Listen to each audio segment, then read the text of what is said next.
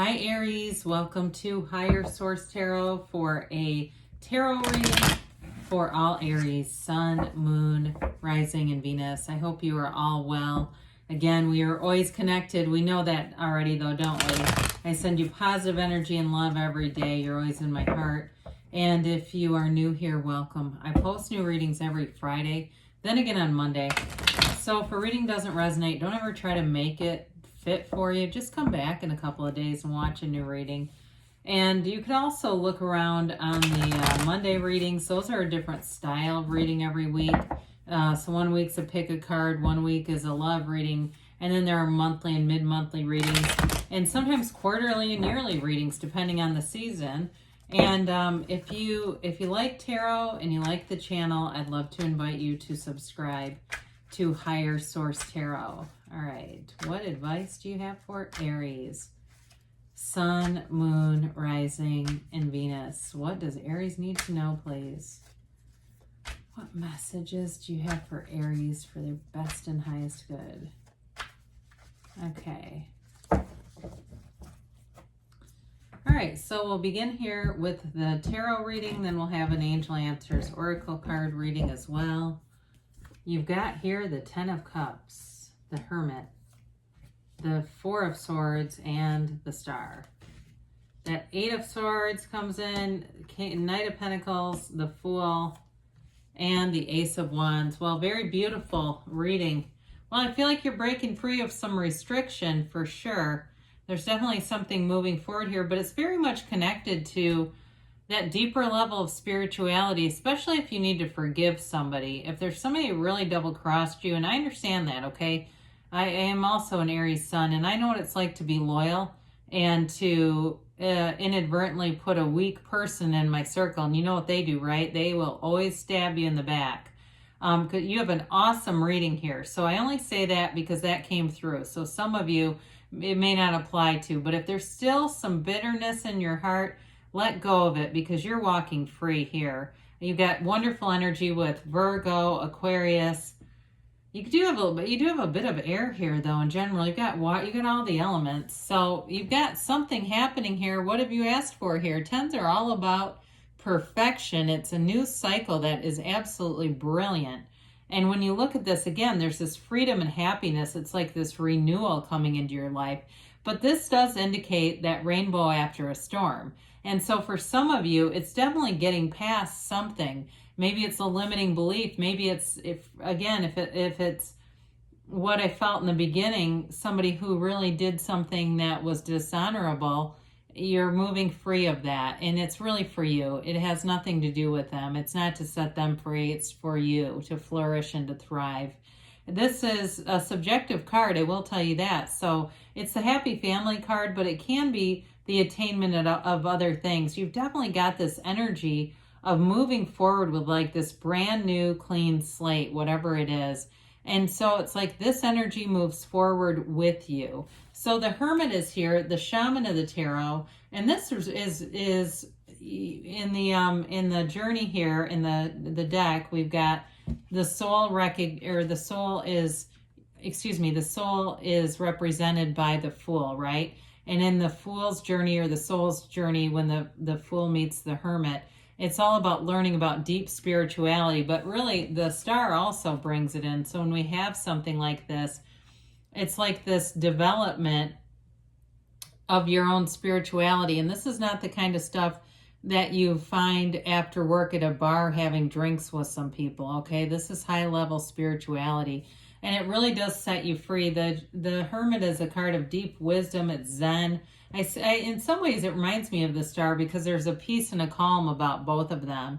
And there's something about you that's very centered. You may find that it attracts people looking for your guidance. You're emanating this and they can feel it. And so you may find too, you may take a break from that too if you start to feel like there are too many people asking for your advice on things, especially if it's work related.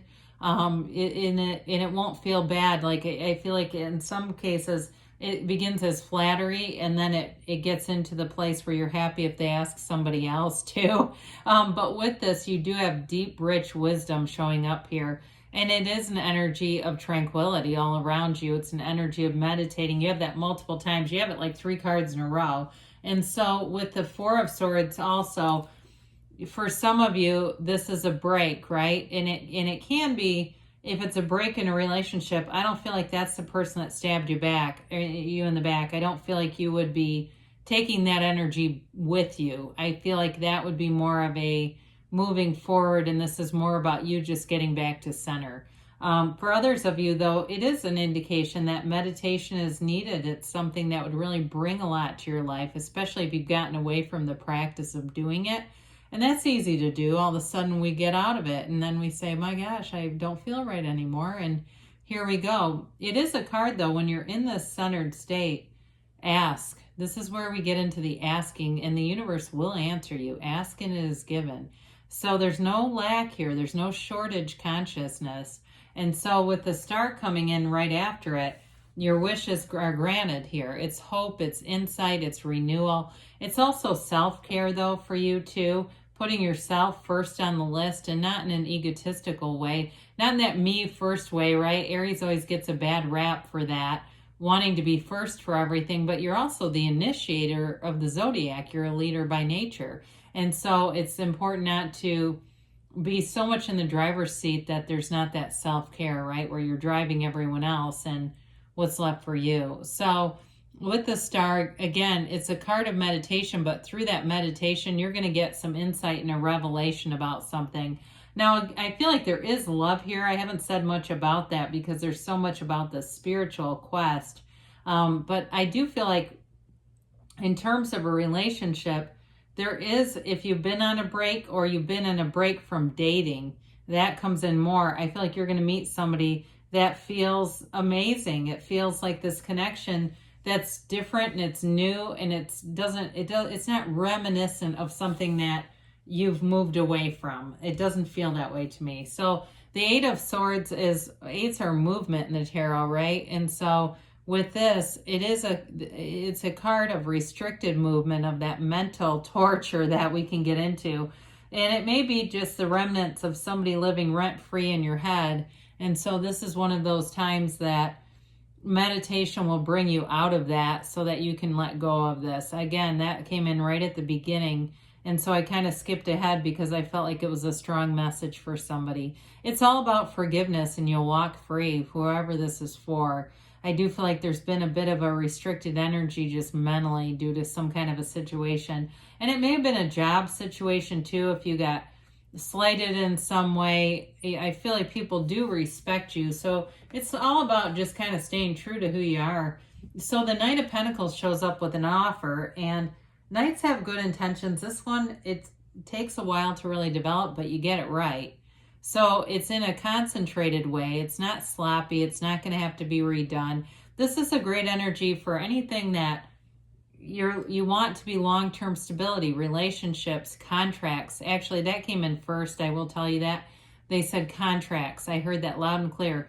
So if you're trying to sign a contract with somebody, this is an important energy because it will be something that stays. There won't be something you'll find out later that was incorrect about it. But either way, it is a long-term commitment. It's looking into the future. It's seeing what you want and making moves now to create that future and develop that future. But with the Fool, we love the Fool because the Fool is the beginner's mind. So anything, again, I feel like there's new love here. If it is a new job or something renewed, that word keeps coming into renewal.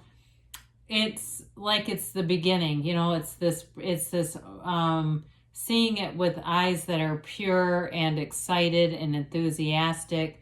There's no holding back here. It's feeling full of hope, and there's no fear. It's releasing all resistance. Anything you're doing, you're moving forward in an energy of excitement. This is the kind of energy where you get up in the morning and you want to go to work. You want to be engaged in projects. You want to see your, significant other, right? We don't go, oh God, they're home. In this energy, it's a wonderful energy, and it's a transition. So I do feel like for somebody here very strongly, it's that transition piece is important. It's bringing in something new, but you are full of your life power here. okay? And it's this fearless energy, this quest. It can be a bit of an eccentric energy too, where you may do things that are not completely in your normal character, but it's for the good, it's for fun. Find joy in the journey. And I do feel like with the Ace of Wands, again, that passion, that enthusiasm is big time here. This is a new chapter, and it's something that draws you.